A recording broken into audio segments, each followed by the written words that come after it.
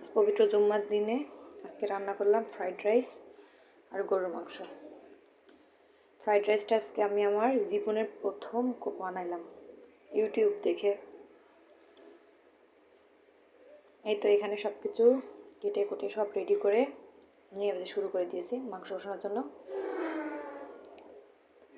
পেঁয়াজ মরিচটা দিয়ে দিয়েছি, এটা একটু ভেজে নিব, হালকা একটু লাল লাল, বেশি পরিমাণ না, হালকা একটু আচ্ছা লাল পরিমাণ মতো হয়ে গেলে মাংসটা দিয়ে দেবো, দিয়ে লবণ দিয়ে এটা একটু নাড়াচাড়া করে নিব। নেওয়ার পরে একে একে মশলা সব দিয়ে দেব, একে একে সব রকমের মশলা দিয়ে দেব। মশলাগুলো দেওয়া হয়ে গেলে হালকা একটু পানি দিয়ে এগুলো একটু হালকা পরিমাণে কষিয়ে নেব। এই তো পানি দিয়ে দিয়েছি,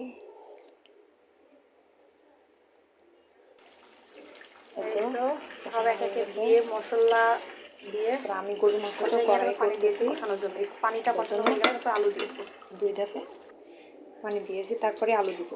আর এইদিকে ফ্রাইড রাইসের জন্য তো রসুন কুচি দিয়ে দিয়েছি, লাল করা লাগবে না, রসুনের ঘ্রাণটা আসতে দিয়ে তারপরে এক একে যে গাজর দিয়ে সিদ্ধ হতে একটু টাইম লাগবে, ওগুলো আগে এই তো আমি কিন্তু আজকে রান্না করছি, বুঝতে পারি নাই যে অতটা, যাই হোক এই সবজিগুলো একটু সেদ্ধ হতে টাইম লাগবে, খুব এটা আগে হবে। আবার আমার ছেলে এদিকে আমার এই যে মাংসটা আমার হচ্ছে অনেকটা পরিমাণ হয়ে আসছে। আর একটু এবার আমি আলুটা দিয়ে দেবো, আর এদিকে একে একে সব সবজিগুলো দিয়ে দিচ্ছি। একটু দেখছি কেমন লাগছে, কেমন হয়েছে, কেমন হয়েছে আপনারা প্লিজ কমেন্টে জানিয়ে দেবেন। আমার চ্যানেলটা প্লিজ সাবস্ক্রাইব করবেন, আমাকে সাপোর্ট করেন আপনারা।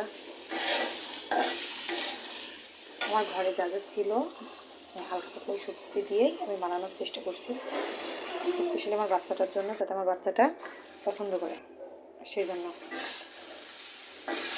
এই তো একটা ভুল করে নিয়েছি, এই যে পেঁয়াজের ফুলকিটা আগে একটু দিলে ভালো, তো সয়া সস দিয়ে নিয়েছি, সয়া সস দেওয়া হয়ে গেছে। 1 টেবিল চা চামচ পরিমাণ আমি সয়া সস দিয়ে দিয়েছি, 1 টেবিল চা চামচ পরিমাণ আমি গোলমরিচের গুঁড়াও দিয়ে দিয়েছি। দেওয়ার পরে একটু হালকা